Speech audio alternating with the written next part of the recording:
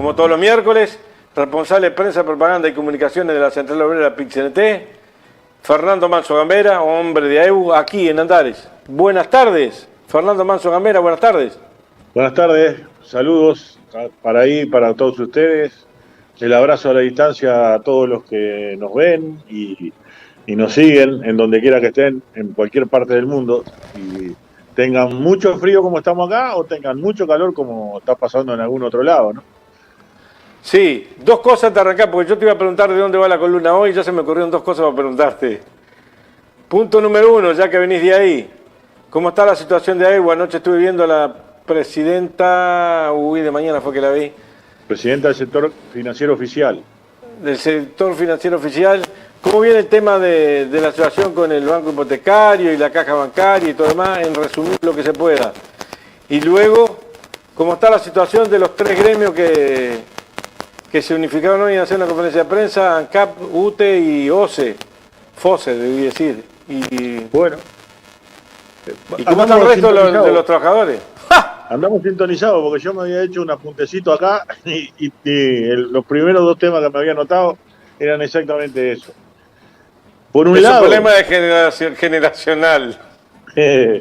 Por un lado, en principio, en primera cosa, y que para que nadie tenga la más mínima duda, a AEU, y esto en nombre de nuestro sindicato y no solo de la compañera que vos referías, que es María Eugenia Stubb, la compañera que preside el Consejo del Sector de Banca Pública, no solo ella, sino el sindicato en su conjunto, sí, preocupación por la situación del endeudamiento en el país, de sus más diversos orígenes, ¿no?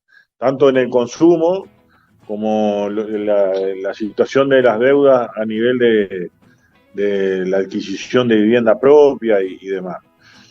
Digo esto porque el tema está en la picota, está en el debate, en alguna manera, en la opinión pública, por dos razones, por dos vertientes. Una, porque dice Cabildo Abierto que iniciaría una recolección de firmas para una enmienda constitucional donde se establezca allí la tasa máxima de usura y algunas otras cuestiones que todavía no explicitaron demasiado. Que la verdad es que, bueno, a nosotros lo que nos preocupa es que se trate el tema como una tabla rasa y como que todos en esta situación son iguales. Y la verdad es que no. Por cierto que hay situaciones de familias y de gente que tiene una situación financiera y económica comprometida y en muchos casos derivado de la problemática de crisis que ha tenido el país y demás, pero hay otros que no necesariamente. Hay otros que, para entendernos entre todos, probablemente estén en una situación de avivada y no de dificultad para pagar. Y evidentemente, si se toma una solución al barrer, y perdona Tuti, tabla rasa, habrá situaciones en las que se invoque y se haga justicia y se atienda a una situación de dificultad, y habrá otras en las que no. En todo caso se haga injusticia porque se atienda a una situación que en realidad no tenía razón de ser o necesidades. Y en lo que es en la deuda al consumo, con mucho más razón, porque lo que nos preocupa es que de los estudios que ha hecho nuestra comisión técnica, lo que te surge es que la mayoría de esos deudores, o muchos de esos deudores, tienen deuda de consumo para poder cubrir sus necesidades básicas. O sea, en buen romance, y hablando como hablamos todos los días, es gente que para comer se endeuda en el supermercado o en donde quiera que sea que consiga sus alimentos y lo necesario y básico para el hogar, y lo va pasando de un mes para otro. Y esto es lo terrible. Por más que se tomen medidas generales con el endeudamiento y demás, si esa persona no tiene una liquidez mejor, fruto de que tenga un salario más adecuado y fruto de que tenga condiciones de vida más adecuadas, o que tenga políticas sociales que las atiendan a estas situaciones de mayor debilidad social, políticas sociales que tengan subsidios y otras formas de atender situaciones sociales delicadas, bueno, no va a salir nunca de esa situación y en todo caso va a empeorar. Lo otro es que establecer tasas, en definitiva, la tasa de interés es el precio de una mercancía que se llama dinero, que al fin de cuentas es una mercancía más que se transa entre particulares o entre empresas o en el mismo sistema. Ponerle precio a cualquier mercancía, lo que ha quedado demostrado durante muchas otras experiencias, es que lo que puede generar es un mercado paralelo, un mercado negro, y en ese sentido también nos preocupa que mucha de esa gente que tiene situaciones complicadas termine teniendo que operar con prestamistas que no siempre tienen una actividad de estos que van por la vereda del sol, por la vereda de la luz, ¿no? Más bien por veredas más bien turbias, ¿no? Entonces eso también nos preocupa y en ese sentido no nos parece que sea bueno tratar este tema con soluciones populistas o soluciones al barrer y sin medir cada caso y sin medir diferentes situaciones colectivas que tienen que ser atendidas.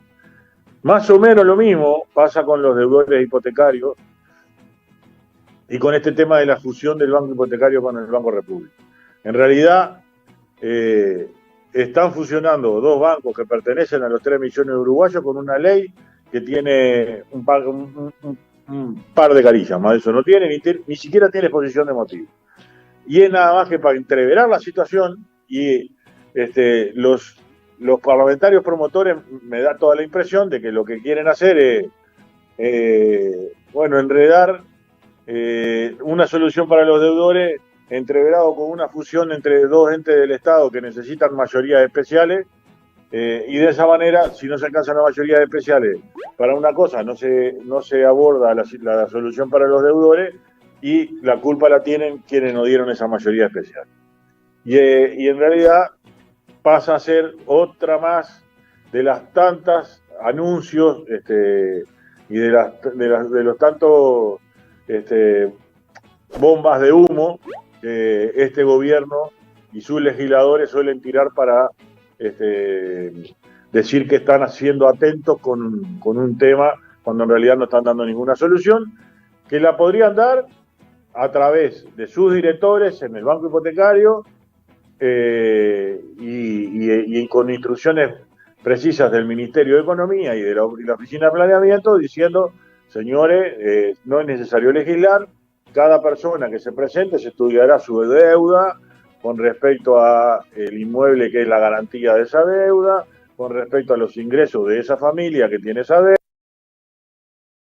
deuda, y en función de eso se puede crear un fideicomiso y con un fideicomiso atender las situaciones reales de endeudamiento que ponen en riesgo real el techo para una familia, que es lo más importante.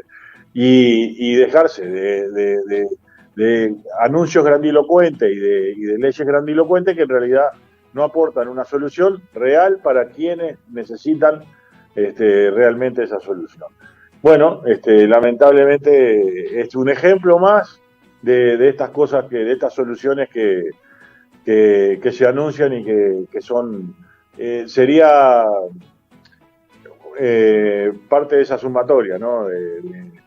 De aparatos que van a venir a desalinizar el agua pero no caben en un avión, después barcos que van a venir no sé cuándo, pero tampoco se entiende demasiado para qué los precisamos. Y eso que, perdón, voy a hacer una chanza, eso que el barco viene en bajada, según lo que yo tengo acá.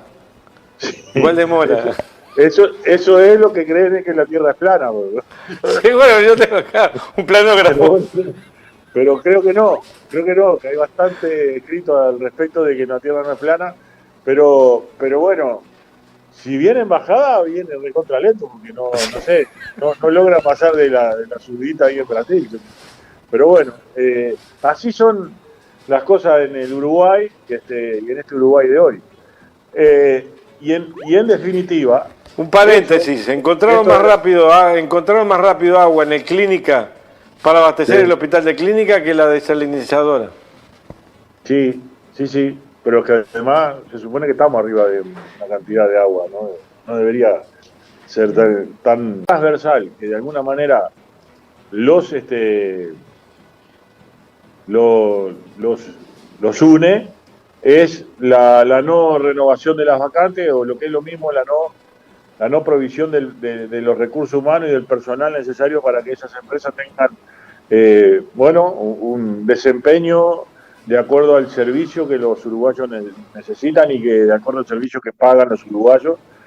Y está bien que lo denuncien, porque es una cuestión que viene arrastrándose desde el primer anuncio de este gobierno en el 2020, cuando asume, y que de alguna manera, a pesar de todas las demostraciones empíricas de que eso va en detrimento de los servicios, bueno, no se quiere admitir.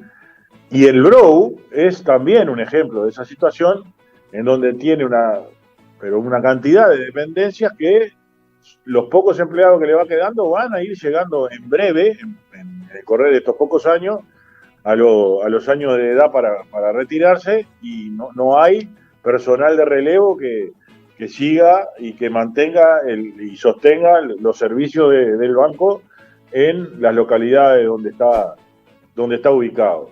Y entonces se tira como una bomba de humo esto de la fusión con el Banco Hipotecario, porque son unos 200 trabajadores que lo traen al Banco República, y ahí inyectan, además del tema hipotecario o de los servicios de crédito hipotecario, inyectan un personal que al mismo tiempo se reduce en nada menos que una empresa pública menos, ¿no? Desaparece un banco de la faz de la tierra.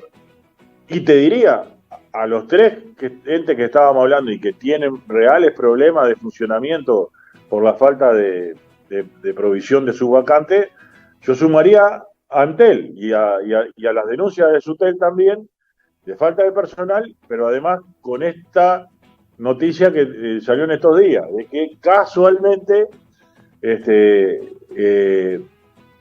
quien ganó más en esto de la portabilidad numérica, esto que hablábamos, contenido de la LUC, quien ganó Sí. más y se llevó más servicio para su ganancia, digamos, fue Claro, que casualmente es de donde proviene el presidente de Antel, ¿no? Gurmende.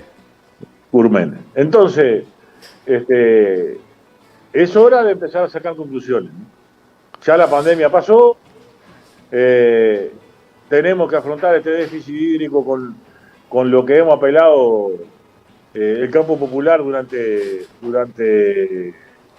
todos estos tiempos duros, y los que vivimos, algunos que somos de generaciones anteriores, como en el 2001, 2002, la apelación a la solidaridad entre los de abajo, para que nuestra gente pueda tener agua. Hemos estado Manso, cursando eso para que, por ejemplo, en nuestra Asamblea General, que será en el correr del mes de agosto, se traiga, cada compañero que venga a la Asamblea traiga un bidón de agua para poder aportar en los barrios y demás.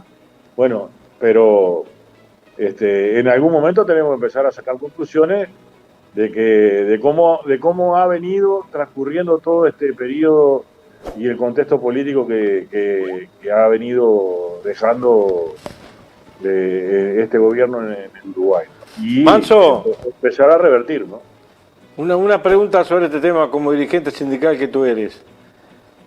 Cuando un gremio, en este caso me voy a referir concretamente, puede ser cualquiera el de Conaprole, pero que lo ha habido, lo he escuchado, pero concretamente hablando de FOSE, dice vamos a trabajar a reglamento, trabajar 8 horas. En realidad no están haciendo paro, lo que están haciendo es trabajar lo que le marca la ley, que son 8 horas. ¿Digo o interpreto mal? No, interpreta bien, es lo que le marca las normas y lo que le marca su situación contractual, digamos. Porque si no la empresa, sea privada, sea estatal o sea donde sea, se deposita todos sus hombros, deposita la regularidad de una empresa en base a que el trabajador pueda hacer 12, 15, 20 horas por día. Pero lo que corresponde es hacer 8. Es que eso termina en algún momento colapsando, ¿no? Si solo la empresa solo funciona si hay un número casi total de funcionarios haciendo horario extra, hay algún momento en el que ese personal, por alguna razón, o falta o tiene algún quebranto de salud o lo que sea. Y ahí es donde empieza a haber situaciones de no cumplimiento del servicio en función de que no tiene con qué reponer esa plantilla. Y bueno, por cierto que la tecnología en estos Porque la tiempos. estrategia, perdóname, la estrategia que se ve, que se visualiza, desde mi punto de vista, es poner a los trabajadores contra la población, cuando en realidad el trabajador está cumpliendo las 8 horas como la cumplo yo, como la cumple cualquiera. Sí, es que lo que está haciendo el sindicato cuando dice trabajo de reglamento es una forma de llamarlo, pero en realidad lo que está haciendo es cumplir con lo que se le paga. Si hay Y para hacer un trabajo que se aprecian 10 y lo estamos haciendo entre 5, bueno, que pague los otros 5 y que lo ponga. sí, sí, exactamente. Entonces, si es así, lo que queda en evidencia es una situación de falta de previsión. Así como hemos hablado en otras ocasiones, de falta de previsión en cuanto a inversiones para el mantenimiento de redes, en el caso de las comunicaciones o de la transmisión eléctrica o incluso de cañerías en el caso de OCE.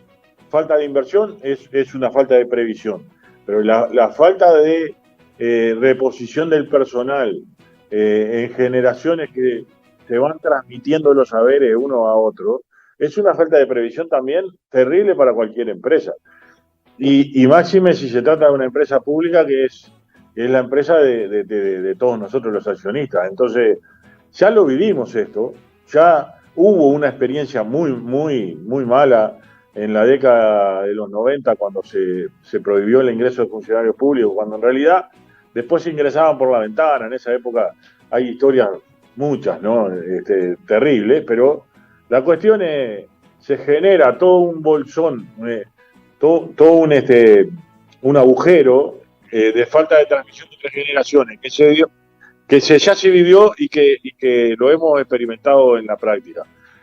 En el 2005 para adelante, cuando los gobiernos del Frente Amplio abren el ingreso en los bancos, por ejemplo, las generaciones que entraban ya eran de la edad de los hijos de lo que les teníamos que transmitir el trabajo. Había un corte tan abrupto generacional que por más que vos pongas voluntad, y los jóvenes también pongan voluntad, hay un corte generacional que complica a la hora de esa transmisión de los saberes y de las tareas y del trabajo. Y no es bueno para la empresa, no es bueno que haya unos que son muy viejos y otros que son muy jóvenes. Y además, hasta por la formación que traen uno y que traen otro, y que de alguna manera generan colisiones que no son buenas para que la empresa vaya pudiendo prever todo el cumplimiento de los servicios. Entonces, en realidad es otra de las cuestiones demagógicas que se dice, está bien, se abate el déficit del Estado, el déficit fiscal famoso, pero en realidad se paga por otro lado, y se paga por ineficiencia y a la misma vez porque esa ineficiencia lo que hace es darle posibilidades de quedarse con parte del mercado a agentes privados que en muchos de los casos además no son nacionales, son multinacionales que vienen a llevarse y a extraer ganancias de acá. Bueno, esto es lo que hay que contribuir al enfrentamiento y al debate a nivel nacional, y bueno, en eso están los sindicatos de los entes públicos. Nos tenemos que ir, Manso. Un abrazo, gracias por estar, gracias por dar tu punto de vista y en este momento, Al casualmente, revés. en donde es la bisagra clave, no solo para los trabajadores o con los trabajadores del pueblo en general, porque hay una rendición de cuentas que va a durar 2 años y pico. Entonces, Hay una rendición de cuentas. si yo no voy a ganar, lo que yo gane hoy me tiene que durar de salario para gastar durante 2 años más. Y si yo no cobro relativamente bien, usted si no va a cobrar, va a vivir mal también, el bolichero también. Solo una frase en esto. Hay una rendición de cuentas que el viernes pasado tuvo una comparecencia de la Universidad de la Ah, República aquí, que defendió los 113 millones de dólares que dice necesita la universidad para los 3 años venideros, que son los que no puede haber ajustes presupuestales ni nada, ¿verdad?